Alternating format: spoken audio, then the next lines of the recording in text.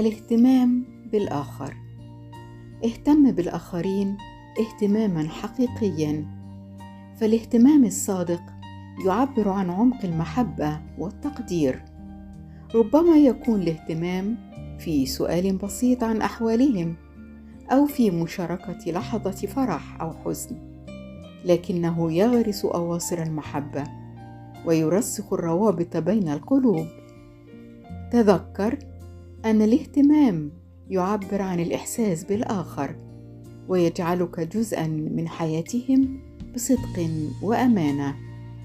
أسأل الله أن يزرع في قلوبنا الرحمة واللطف، وأن يعيننا على إعطاء الاهتمام لكل من حولنا بروح محبة خالصة. ربنا اجعلنا من الذين يحيون القلوب، وامنحنا القدرة على إدخال السرور في نفوس من نحب، يا رب العالمين.